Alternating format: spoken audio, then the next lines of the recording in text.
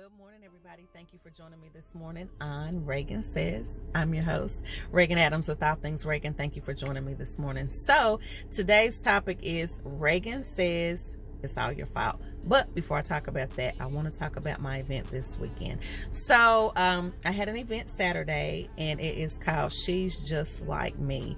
And what is She's Just Like Me? So if you see me kind of post around, I came up with the idea. For one, I wanted to do a mother-daughter retreat, a yearly mother-daughter retreat, so we could like take our girls, aged, like just mothers of daughters, take your girls out on a different trip. We'll have like a retreat type thing. We'll bond and do all that stuff.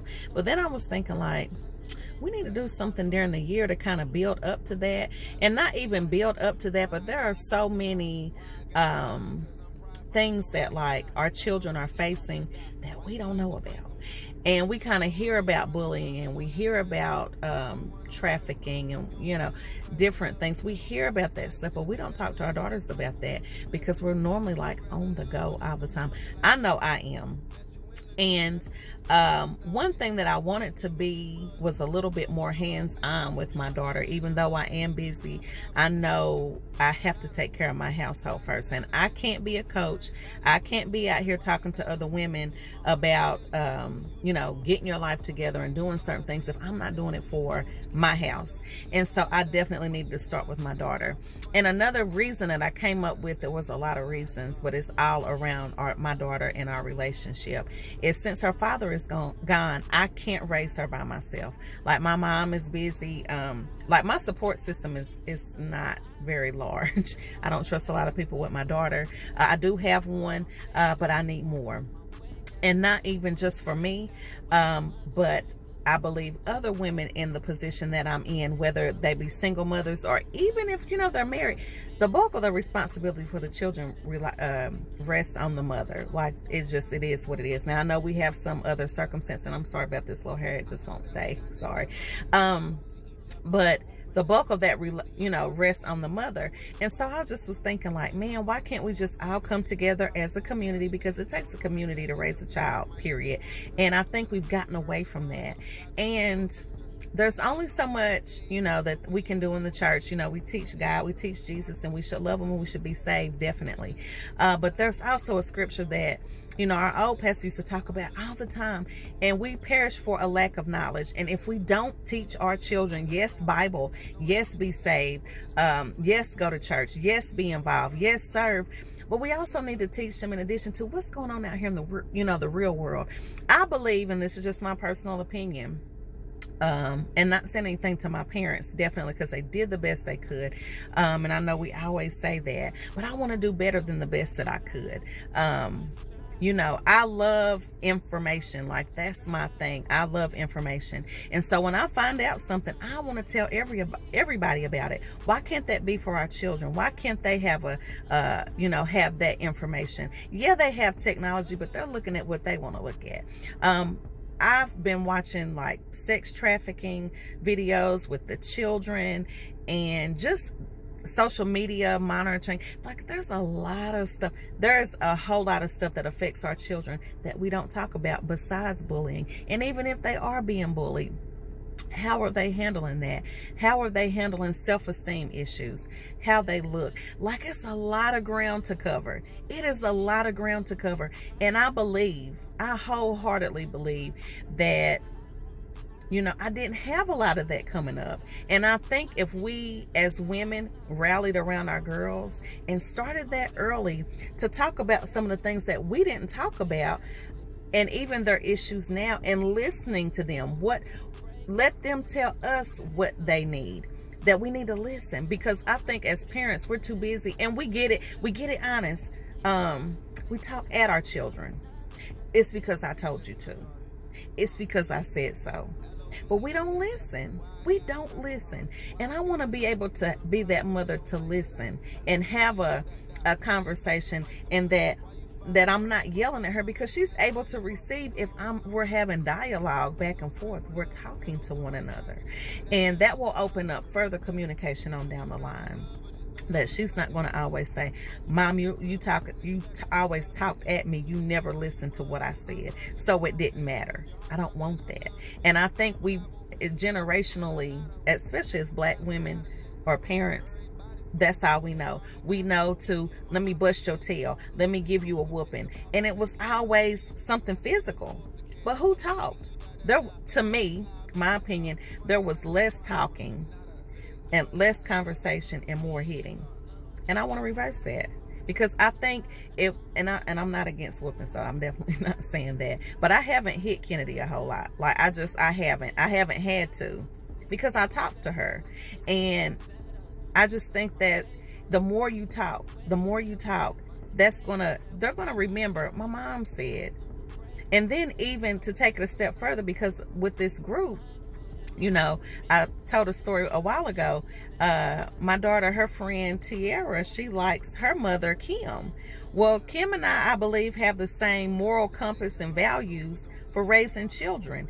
And so what Kennedy may not receive from me, she'll receive from Miss Kim. Miss Nkeshe, her sewing teacher, is a part of this. And so what she may not receive from me, she'll receive from Nkeshe.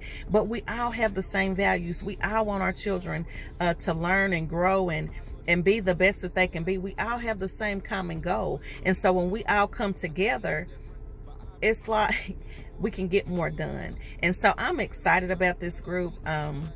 I know it's going to take a little bit to grow, but I really, really believe in relationships. I love relationships. Like, I love love. That's number one.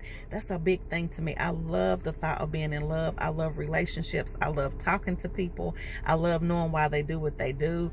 Just everything about the human and how they operate. And I'm just really excited about this group. I'm excited about the friendships that are going to be made out of this group, not just for the children, but for the mothers. I think Tyler Perry, and I've talked about this like for years, and I think God put it in my spirit a while ago, but I wasn't ready to use it, but I am now. Where I can't remember the name of the movie, but it was about three or four single mothers who had children, and they got together and they were able to help one another out with babysitting and mothers living their lives. I wholly believe that we have to have our own lives in order to be effective for our children, even effective for our marriage and relationships. And I've talked about that before. You have to have your own life so you can be able to fulfill your stuff, and also just so your child will be able to see you know, hey, my mom's got something else going on besides me. You know what I mean? And lead by example and not just always talking. So this is like a full circle thing. I'm not doing this, and let me just put this out here. I'm not doing this to make any money. Anything that we do will be low cost, low to no cost. And God has already opened up doors for that to happen. So I'm extremely excited about that. Anything that we do charge will be like, if we have food, and it's going to cover the food. If we have anything extra, it's going to always go back into whatever event. We have several events planned, which I've already named. We're doing a vision board at the top of the year for the mothers and the daughters. What do the mothers see for themselves, but also for their daughters? What do the daughters see for themselves? Like, you perish without a lack of vision and knowing, like, if you can't see a thing, you don't have anything. Like, if you don't have a vision, what is the gosh doggone scripture? Oh my gosh, I can't stand it because I used to quote it all the time, but I need to get back in my word.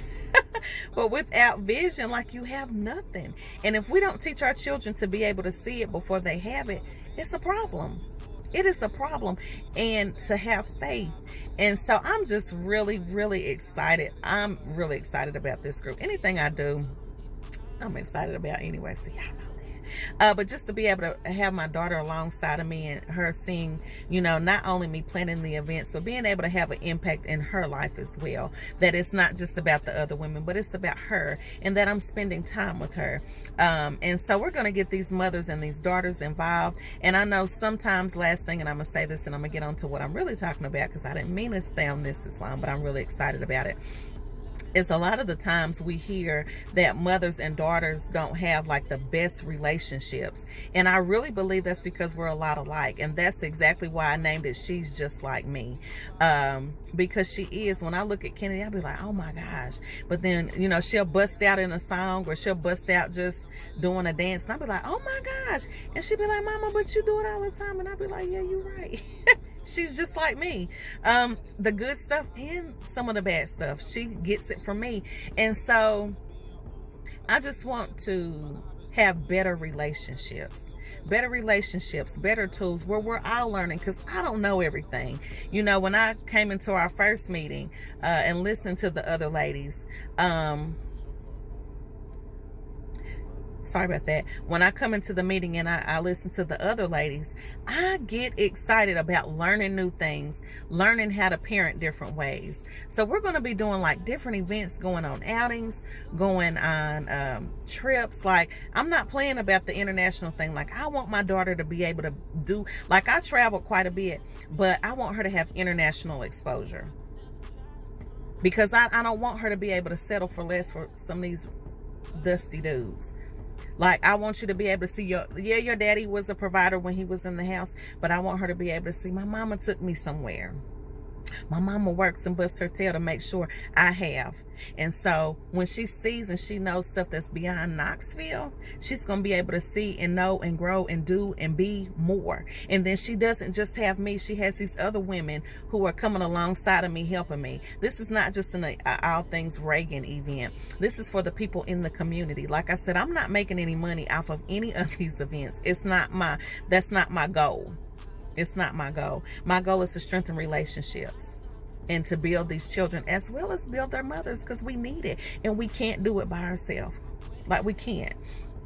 Now, the mother-daughter trip, that's another story. Well, we'll get to that when we get to that.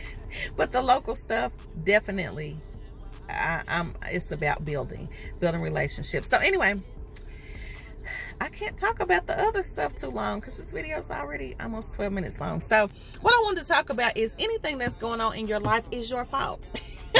It is, but it's not. So this shirt, sorry.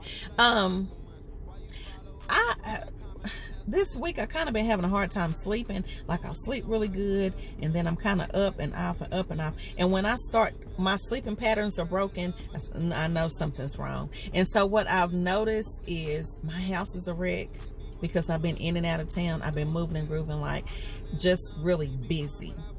And when I get busy, it's like I'm running from something. And so I said, So Saturday morning when I got up, because I didn't sleep well, and when I got up, I said, now I know I got this event, but I sat up and I said, I can't really lay here. I've got to organize some things. I got to organize some things.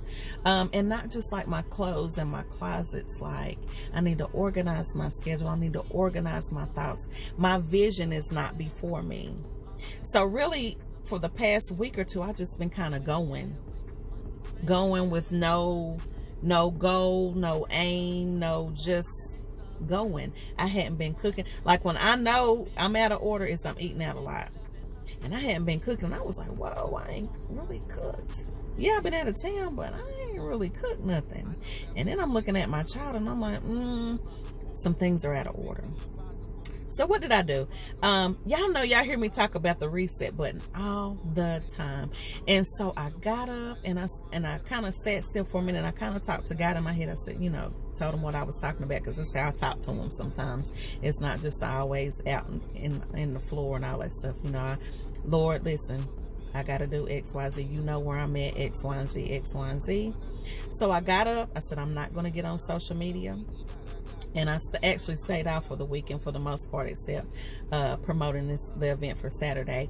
But I got up and I cleaned up. I didn't turn anything on. I was just in silence and just kind of thinking about what I need to do, what vision needs to go before me, what goal needs to go before me. I already went to the grocery store, so start planning out my meals. What am I going to cook for this weekend? What, carryover, leftovers, and start planning. And so because sometimes I can be kind of erratic and type A, and I can just kind of go and go and go. But if I don't have anything before me, I don't have a target to hit. And so that's why I said, okay. So what I did was I cleaned up in silence. I lit a whole bunch of candles. I wiped down. Like, listen, I was a cleaning mess, and just took it little bit by little bit by little bit, each room.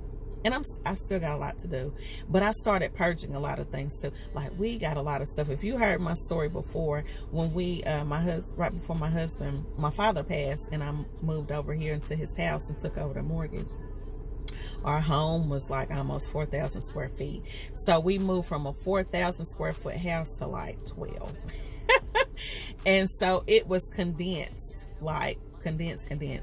And my husband's closets, I'm not talking about mine, I'm talking about his, was like, and it still is like, he takes up most of the closets in the house. But, and then my daughter, and then I'm last on the list.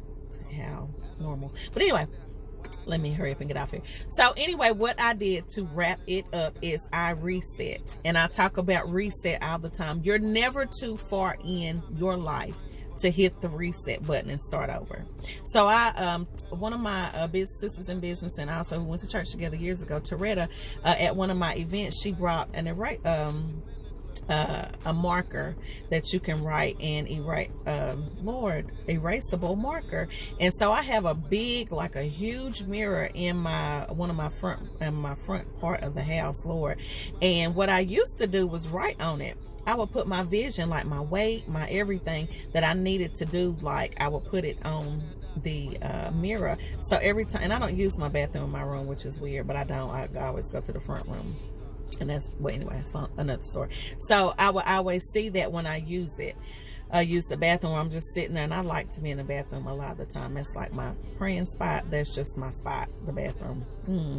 But I would always see everything before me. And so what I did was I started getting back to that. So I got on the scale, which is a hot, horrible mess. That's another reason I'm going to have to start cooking and getting back to my intermittent fasting.